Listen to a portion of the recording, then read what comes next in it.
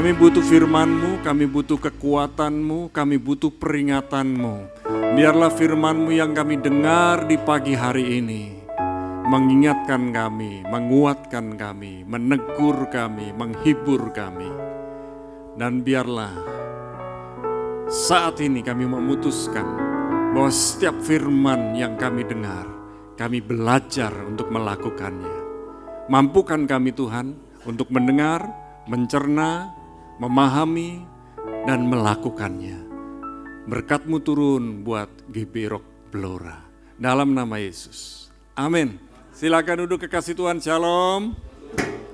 Kalau Bapak Ibu sering baca King's Word, saya diberi kesempatan untuk menulis di King's Word. Bagian saya tanggal 1. Jadi biasanya tema-tema selalu saya menulis terlebih dahulu untuk King's Word. Dan ada kesempatan-kesempatan yang lain saya juga mengajar dan saya masih belajar sampai sekarang. Tentunya kita mari semua sama-sama belajar, dan hari ini saya akan sharing tentang humility, kerendahan hati. Tapi saya mau baca dulu beberapa ayat yang bisa menguatkan kita, mengingatkan kita selama beberapa bulan ini. Mungkin sampai jenuh kita dengar ayat ini. Matius 5 ayat 13-16 dikatakan, kamu adalah garam dunia. Saya ambil dari terjemahan baru edisi 2. Jika garam itu menjadi tawar, dengan apakah ia diasinkan? Tidak ada lagi gunanya selain dibuang dan diinjak orang. Tadi dibilang kamu adalah garam dunia, bukan menjadi garam. Jadi kita tetap manusia tapi fungsinya menggarami dunia. Kemudian ayat 14, kamu adalah terang dunia. Kota yang terletak di atas gunung tidak mungkin tersembunyi. Dimanapun kita berada, kita nggak mungkin tersembunyi. Artinya kita mau menyembunyikan diri, kita tetap terlihat. Ya, lagi pula orang tidak menyalakan pelita lalu meletakkannya di bawah tempayan, melainkan di atas kaki pelita sehingga menerangi semua orang di dalam rumah itu. 16, demikianlah hendaknya terangmu bercahaya di depan orang, supaya mereka melihat perbuatanmu yang baik dan memuliakan Bapamu yang di surga. Yang sudah mendengar katakan, amin. Artinya perbuatan baik itu adalah gaya hidup kita. Artinya berbuat baik, melakukan kebenaran itu bukan sesuatu yang dipertontonkan, tapi memang akan ditonton orang. Kita bukannya untuk dipuji, kemudian disanjung orang. Kita berbuat baik, melakukan kebenaran karena Tuhan sudah baik dengan kita, sudah selamatkan kita, sudah jamah hidup kita. Kita mau balas kebaikannya dengan melayani orang lain. Ya, pastikan itu. Nah, saudara, saya akan sharing tentang humility, kerendahan hati. Dan biarlah kita semua sama-sama belajar. Ya, saya langsung saja. Kerendahan hati adalah proses kehidupan yang berlangsung seumur hidup. Jadi kalau hari ini saudara sudah merasa rendah hati, mungkin hidup saudara harusnya sudah selesai. Jadi selama kita masih bernafas, kita sedang berproses dalam kerendahan hati. Dan sampai hari ini saya masih berkata bahwa saya harus belajar untuk rendah hati dan selalu siap direndahkan. Saat kita direndahkan, kita tahu kita punya respon seperti apa, dan respons itu yang akan menentukan apa yang harus kita kerjakan, apa yang harus kita lakukan. Hati-hati dengan mulut kita, sebab yang masuk dan yang keluar ini harus kita jaga benar-benar. Saudara yang dikasih Tuhan, kerendahan hati itu juga tidak mengenal kasta. Kerendahan hati itu berlaku untuk semua orang. Oh, bukan hanya untuk satu kalangan, dua kalangan, semua orang perlu untuk mengalami yang namanya kerendahan hati. Dan kerendahan hati juga berlaku untuk segala usia, semua umur. Kalau film ada yang umur 13, ada yang 17 tahun ke atas, ada yang segala umur. Nah, kerendahan hati ini adalah kehidupan yang untuk segala umur. Jadi dari kecil kita sudah belajar tentang kerendahan hati. Saudara, kerendahan hati itu bukan hal yang mudah, bukan hal yang gampang, bukan hal yang mudah dipraktekkan dan kemudian Kita memang mudah memperkatakannya, tapi mempraktekannya susah. Dan kita nggak mungkin bilang, itu bagianmu, tapi mari kita belajar berkata, itu bagian saya. Saudara, kerendahan hati itu adalah tanda orang yang hidupnya mengandalkan Tuhan. Orang yang tidak mengandalkan Tuhan, dia tidak rendah hati, alias sombong, alias angkuh. Ada ujian. Ketika seseorang diberi jabatan, diberi kesempatan untuk memimpin, disitulah karakternya akan teruji. Apakah dia tetap rendah hati seperti sebelum dilantik, bahkan sebelum ditunjuk. Kadang-kadang orang sudah ditunjuk, baru ditunjuk, ya sudah memulai membusungkan dada. Itu belum bekerja, belum melayani. Nah, seringkali kita bangga dengan pekerjaan kita. Bagi saya, yang ngepel lantai ini, yang menata kursi, yang ambil kotoran dari gang demi gang di kursi yang kita duduk ini, bahkan sampai yang khotbah, di mata Tuhan itu sama. Yang membedakan, yang satu diberi kesempatan untuk ambil kotoran, yang satu diberi kesempatan untuk bermain musik, yang satu diberi kesempatan untuk berkhotbah. Dan saya baru sadar, ternyata ada pemain keyboard yang mendampingi saya. Di Rock Jajak, saya selalu didampingi pemain keyboard. Kadang-kadang saya nyanyi walaupun suara saya seperti begini, ya. Tapi saya tidak nyanyi, aku masih seperti yang dulu. Oh enggak, saya enggak nyanyi yang seperti itu, ya. Nah, saudara yang dikasih Tuhan, kita akan terus belajar rendah hati. Siapa yang mau belajar tentang kerendahan hati? Ya. Nah, nanti kita akan tahu bahwa rendah hati itu bukan rendah diri, ya. Rendah hati bukan rendah diri. Dan kerendahan hati itu bukan karena kita selalu begini, ya.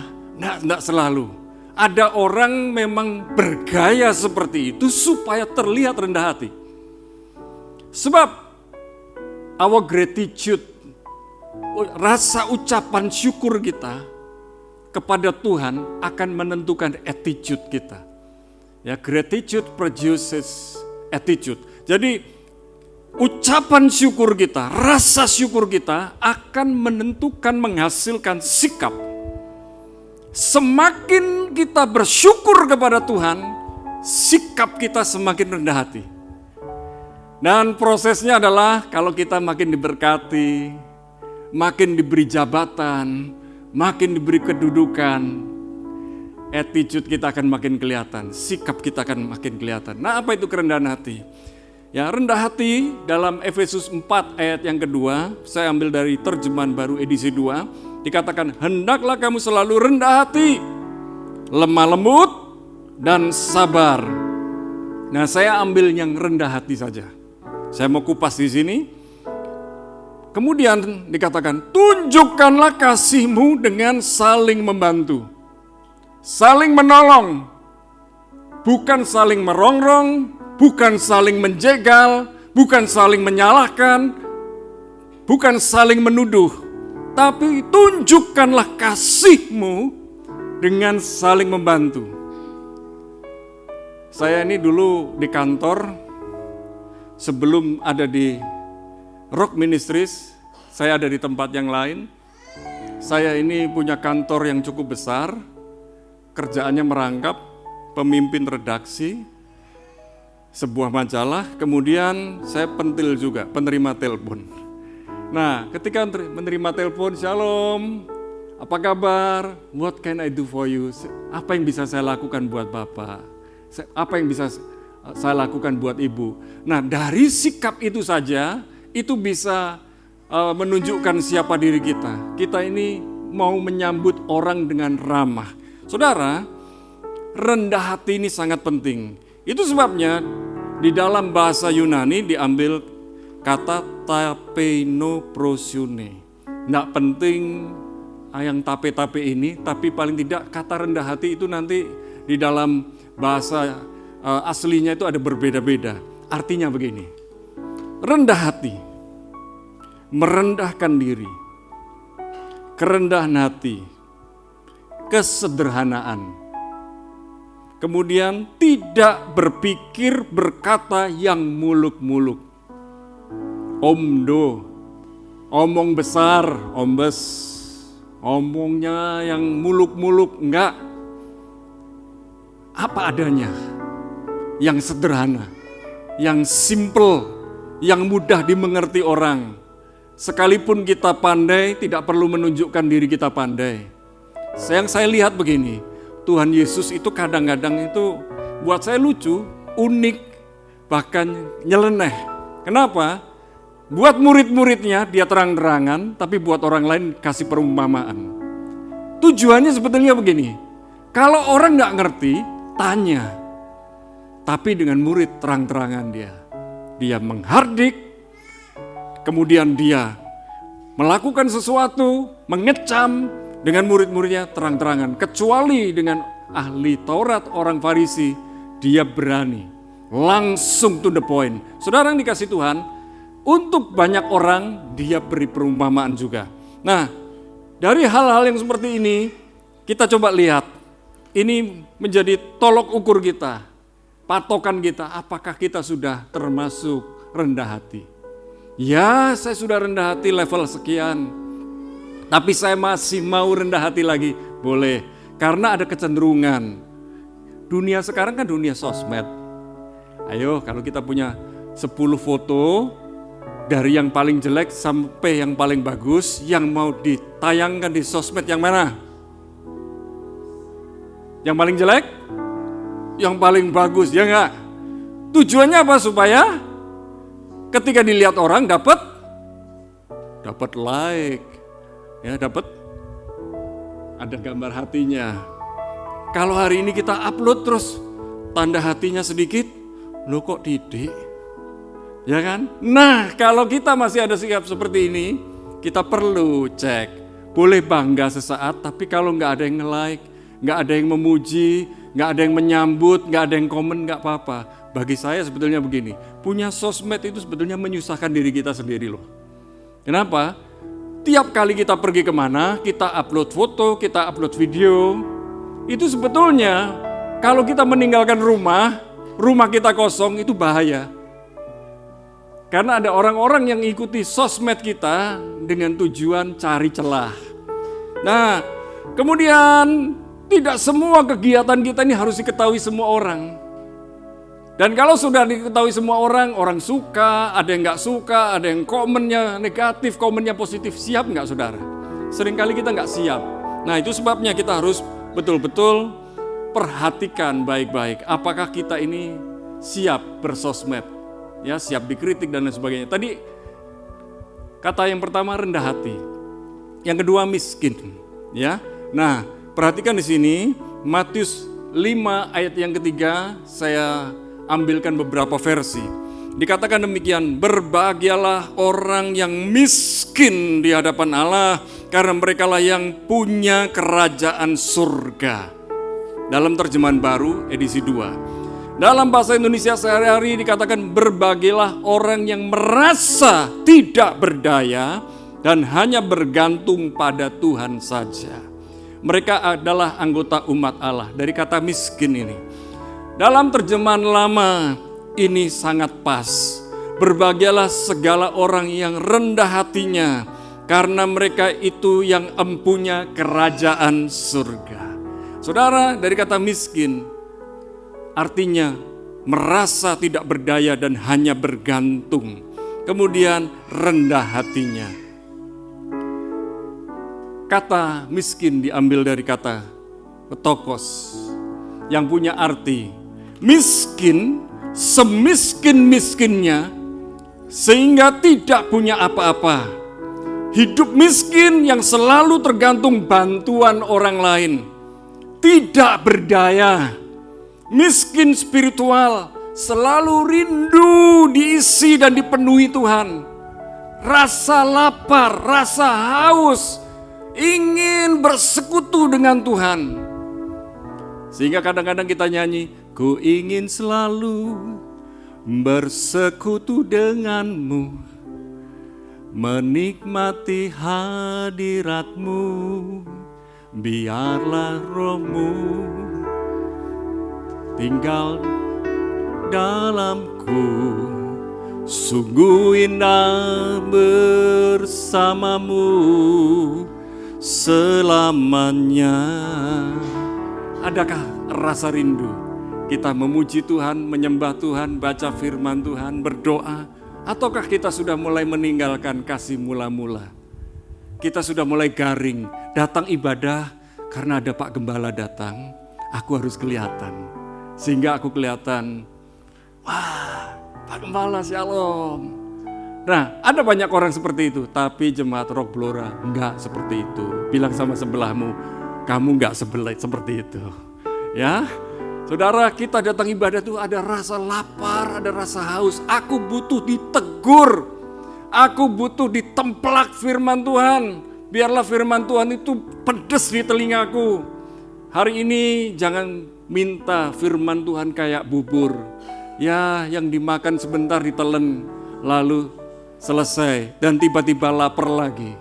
Tapi kita mau minta daging, kita mau minta steak yang betul-betul mengubah hidup kita, yang betul-betul mengenyangkan roh kita.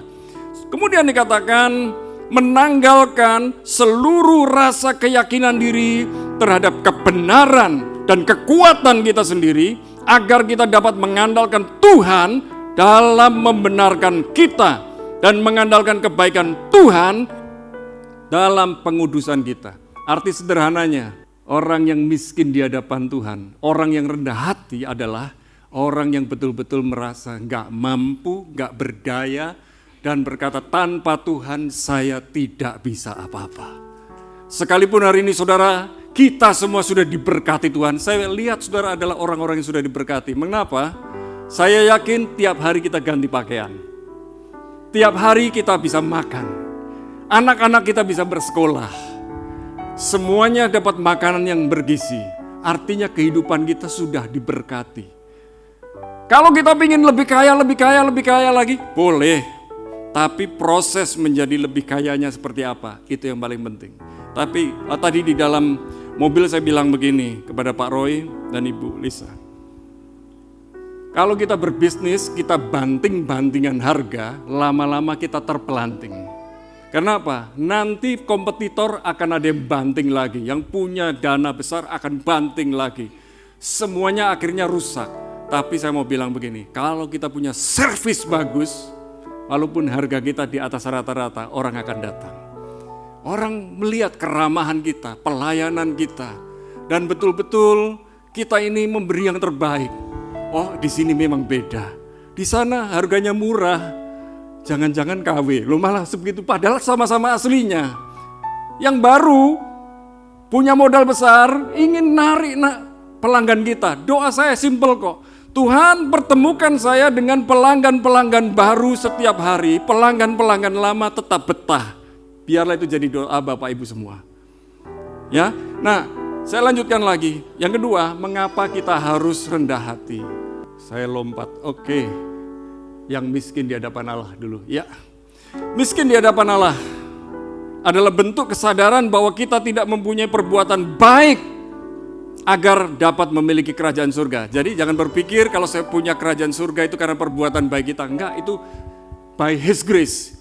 Itu kemurahan Tuhan. Kasih karunia Tuhan. Kasih karunia itu apa sih? Hadiah bagi orang yang tidak pantas menerimanya. Kita ini nggak pantas menerima hadiah itu, tapi diberi hadiah. Bukan karena usaha kita. Nah, sikap menempatkan Tuhan di atas segala-galanya itu sangat penting, saudara. Itulah miskin di hadapan Allah. Miskin di hadapan Allah juga berkata, tidak memberi tempat di hati kita bagi harta yang lain selain kasih Tuhan, sebab kasih Tuhan adalah kekayaan tanpa batas. Tidak mudah untuk mengerti hal ini. Hanya Tuhan yang ada di hati kita, bukan harta kekayaan. Kalau tadi saya bilang cari kekayaan, pengen lebih kaya, boleh-boleh saja. Tapi setelah ngerti ini, oh Tuhan, tidak. Tuhan adalah kekayaan saya. God is enough for me. Tuhan itu cukup buat saya. Dan ketika kita berkata Tuhan sudah cukup buat saya, Tuhan pasti cukupkan kita. Dan Tuhan bukan sekedar cukupkan, tapi beri kelimpahan, sehingga kita diberkati jadi berkat. Katakan bersama dengan saya sudah diberkati Tuhan, dan saya siap menjadi berkat buat banyak orang. Amin. Nah, tujuan kita hidup itu bukan untuk sukses, dipuji orang. Saya pernah cari itu, saya sudah pernah mendapat itu, tapi akhirnya tidak puas. Kesuksesan tidak akan pernah buat kita puas. Kepopuleran tidak membuat kita puas. Tapi Tuhan mau kita bukan sukses, tapi berbuah. Berbuah manis, berbuah lebat, berbuah banyak, berbuah nikmat. Sehingga setiap orang yang berjumpa dengan kita menikmati perjumpaan dengan Tuhan. Loh ya, jangan sampai orang jumpa dengan kita, halo Pak David, apa? Ketok setan nih. Bukan ketok Tuhan nih, tapi ketok setan nih. Bagaimana dengan Bapak Ibu? Orang yang jumpa dengan Bapak Ibu melihat Tuhan atau melihat setan? Ya, saya banyak dibentuk oleh istri saya, orang yang sabar. Saya ini kemarin cerita, kalau saya ngamuk pol-polan, gak mau kalah, tapi dibentuk. Orang yang sabar. Ada pasangan yang mau menerima kita apa adanya, itu kita harus mengucap syukur. Dan saya bisa hari ini, seperti hari ini, karena ada istri yang berdoa, istri yang melayani yang terbaik, siap ngalah. Lama-kelamaan saya ngerti, harusnya itu saya yang melayani. Harusnya saya yang mendahului, melayani, memberkati, mengayomi. Jadi payung yang utuh, bukan payung yang bocor. Seorang bapak itu adalah payung yang utuh, bukan payung yang bocor. Kalau di negara lain, wanita-wanita siapin kopi. Kalau di rumah tangga kami, saya yang siapin kopi. Betul sayang? Ya, mau kopi apa? Kopi pahit atau kopi susu atau apa? Mau pakai yang mesin atau yang pakai yang ini atau yang itu? Mau yang mana? Mau yang enteng, yang berat? Nah, saya layani. Artinya begini, Yesus datang ke bumi untuk apa? Melayani, bukan untuk dilayani. Kalau Yesus saja melakukan seperti itu, kenapa kita enggak? Melayani itu bukan merendahkan diri kita. Bukan membuat kita diremehkan orang, tapi itu kualitas Kristus yang ada dalam diri kita. Nah, miskin di hadapan Allah juga berarti fokus hidup bukan pada diri sendiri, namun dapat memperhatikan sesama. Miskin di hadapan Allah memiliki arti, yaitu memiliki rasa lapar dan haus akan Tuhan selalu. Nah, pertanyaannya sekarang, mengapa kita harus rendah hati? Belajar dari keteladanan Yesus. Matius 11:28-30 terjemahan baru edisi 2 berkata, "Marilah kepadaku semua yang letih lesu dan berbeban berat." Bukankah banyak orang galau hari ini? Berbeban berat hari ini? Ayo datang sama Tuhan, jangan malu-malu. Aku akan memberikan kelegaan kepadamu. Datang sama Tuhan tuh sudah dapat bonus loh. Tuhan, baru sebut Tuhan tuh sudah berikan kelegaan sama kita. Tanpa kata-kata, kita sudah nangis, Tuhan berikan rasa plong. Belum ngomong. 29, "Pikul aku yang kupasang, dan belajarlah dariku, karena aku lemah lembut dan rendah hati, dan jiwamu akan mendapat kelegaan." Dapat kelegaan. Lega, ngobrol dengan Tuhan, curhat dengan Tuhan. Sebab kuk yang kupasang itu menyenangkan dan bebanku pun ringan. Kuk itu seperti lembu yang ada 2 kuk ya, kotak itu, yang kalau membajak dan lain sebagainya. Yang satu senior, yang satu junior. Tuhan itu yang senior, kita yang junior. Kalau Tuhan bergerak ke kanan, kita harus ikut ke kanan. Kalau Tuhan bergerak ke kiri, kita harus ke kiri. Dan itulah yang namanya kuk yang kupasang itu ringan. Sebab beban yang diberikan iblis itu mahal. Kalau kita minta iblis kekayaan, dia beri dengan cepat, tapi dia selalu akan menuntut nyawa.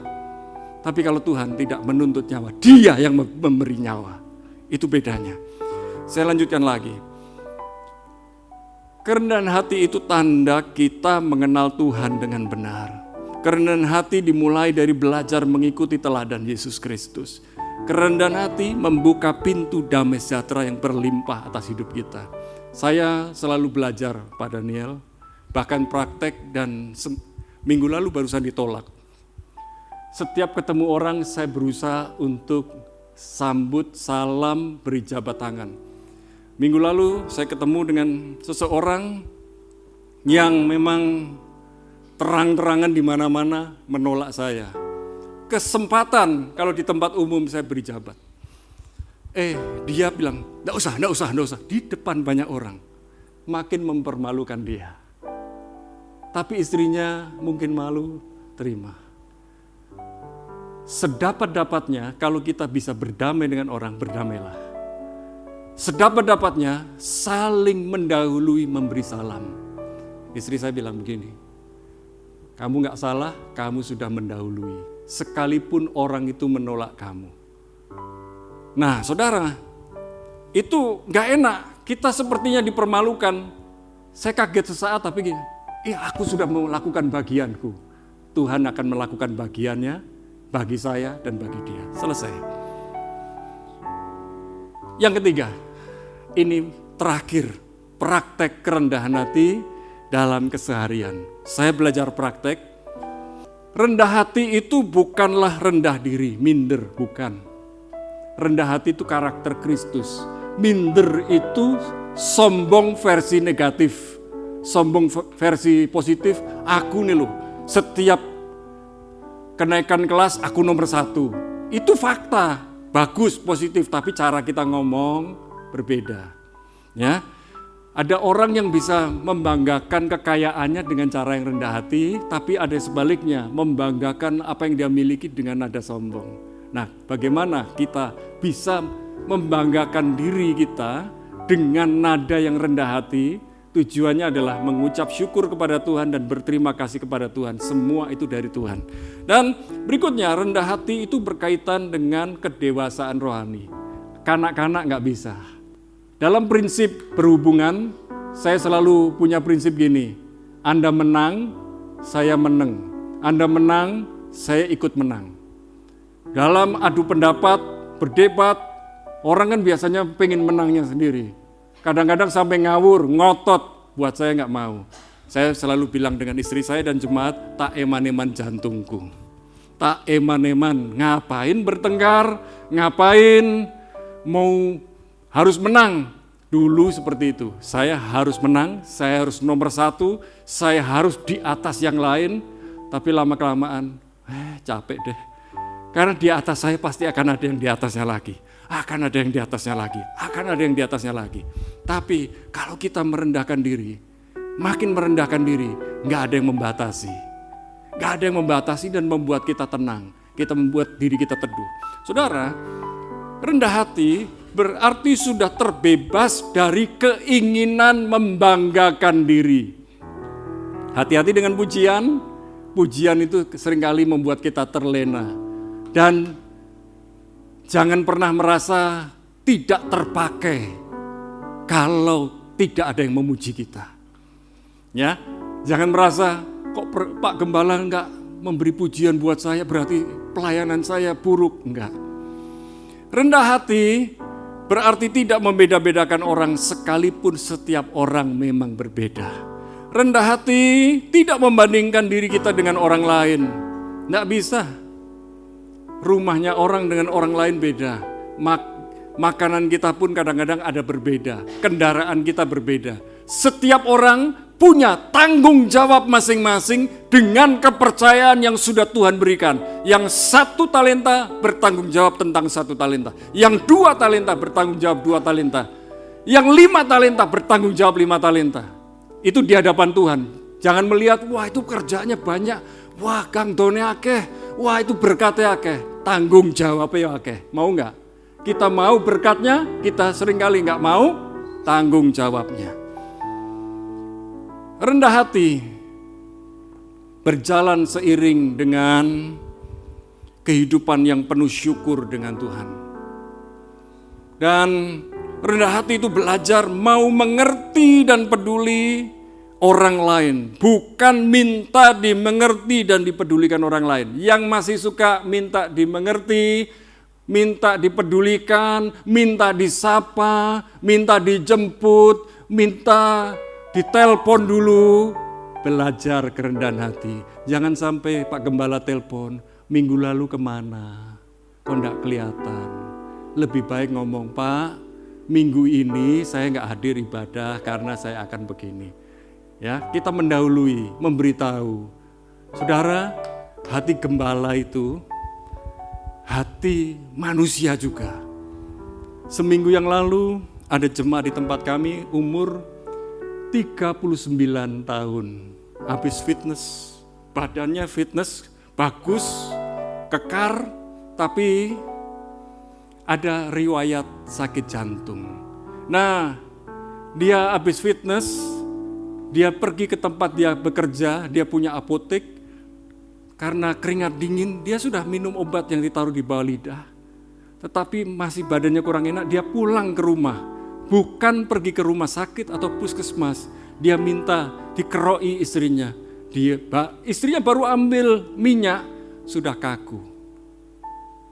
Saudara, saya gembala begitu mendengar, cepat respon, saya minta Budian, telepon istrinya, betul enggak? Betul, kami segera ke rumah sakit menyusul. Harapan saya masih di ICU, masih tertolong untuk saya doakan secara khusus. Ternyata sudah ditutup. Dan saya memindahkan dari ranjang ke tempat untuk dibawa pergi ke persemayaman, lalu dimandikan di sana sampai masuk peti di malam harinya. Saudara, gembala itu kalau mengasihi jemaat, kehilangan jemaat yang berpulang, ada rasa hilang, ada rasa sakit, seperti yang dialami oleh keluarganya. Dan ketika gembala kehilangan jemaat juga yang berpindah, saya merasakan, kok pindah? Belum, proses kehidupannya di sini belum selesai. Dan saya tahu pindahnya kemana. Lah, kok pindahnya di tempat itu? Bukannya next level, tapi malah down level. Saya cuma ingin, aduh emane. Kalau saya bukan gembala, saya tidak punya hati gembala. Jarno. Urusan dewe. Bukan karena jemaat itu punya penghasilan yang luar biasa. Baik jemaat yang biasa-biasa penghasilannya. Ketika dia berpindah, pindah dulu baru pamit. Aduh emane. Kenapa tidak tanya? Pak, saya mau pindah ke sana, boleh enggak? Saya pasti akan jawab, boleh. Asal kamu di sana next level. Jangan sampai di sana kamu down level. Oh, kamu sudah di sini, sudah melayani, sudah seperti ini. Kamu di sana akan mulai lagi dari awal. Saudara, ada rasa kehilangan. Jadi perhatikan, gembala saudara juga manusia.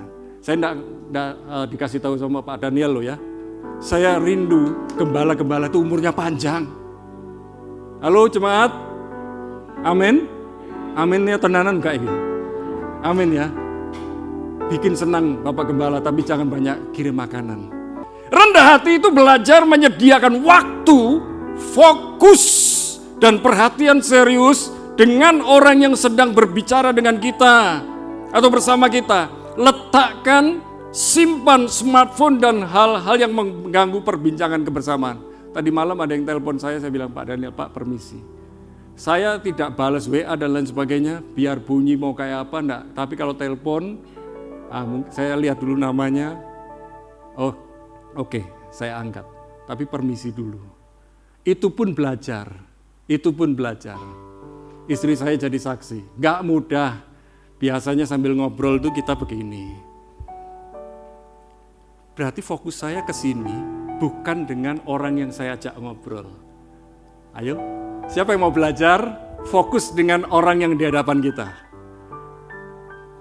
Setelah ini saya nanti selesai makan pagi, pasti saya akan diuji yang sama. Ujian itu akan berlangsung seumur hidup. Sampai itu jadi gaya hidup kita. Ya, endingnya. Rendah hati itu belajar menjawab dengan sopan dan penuh kesabaran. Bukan karena lemah gemulai, bukan karena ngomongnya lambat, tidak. Tapi memang betul-betul attitude kita, sopan penuh kesabaran. Rendah hati itu mau belajar lebih banyak mendengarkan. Listen, bukan hear. Bapak Ibu hear the music, mendengar musik, tapi mendengarkan. Listen to my preach, khotbah saya. Rendah hati itu mau belajar lebih banyak mendengarkan, berarti pay attention, mendengarkan dengan sungguh-sungguh daripada lebih banyak berbicara, dan jangan memotong pembicaraan orang lain. Kita semua berproses. Saya seorang konselor, pengennya cepet-cepet potong omongan orang. Kadang-kadang orang tuh ngomong kuat loh, 2,5 jam, 3 jam ngomong terus, pengen saya potong. Saya sudah tahu ujung-ujungnya kemana. Tapi kalau saya sudah bisa mendengarkan, dia curhat, dia plong, saya tinggal kasih nasihat. Enggak sampai 5 menit selesai, doa. Daya, saya sudah mendengarkan, memperhatikanmu, saya beri nasihat ini, pulang. Atau via telepon, udah istirahat, besok kabari saya. Tawarkan pelayanan itu sampai tuntas. Itu konselor, ya, bukan sekedar teman curhat. Piye toh, bojoku iki lho. Ya apa? Aduh, bojoku yo aduh. Yo, ngombe baygon yo. Ayo, ini teman curhat yang salah. Jangan cari teman curhat yang salah. Teman curhat yang salah menyetujui semua perkataan kita, mendorong kita bukan menjadi lebih baik, tapi menjadi lebih buruk. Bahkan bisa jadi dia yang menggosipkan kehidupan kita kemana-mana. Hati-hati berteman. Rendah hati itu mau mengutamakan orang lain di atas kepentingan diri sendiri, dan rendah hati itu mau berpadan dengan apa yang ada pada dirinya, dan rendah hati itu dapat menempatkan diri dan menyesuaikan diri di mana kita berada. Kesimpulannya, ingatlah, kerendahan hati adalah karakter Kristus.